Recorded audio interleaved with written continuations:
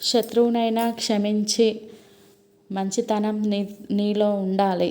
మంచిదే, కానీ క్షమించాం కదా మారిపోయి ఉంటారు అని మళ్ళీ చేరదీసి మోసపోకు.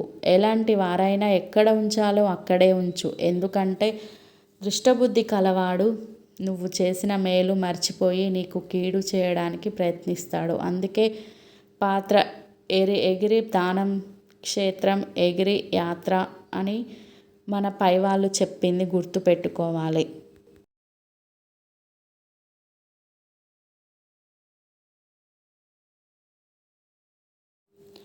ఎగతాళిగా నవ్వే వాళ్ళని నవ్వని, అసూయతో ఏడ్చే వాళ్ళని ఏడవని. నువ్వు మాత్రం నీలాగే ఉండు.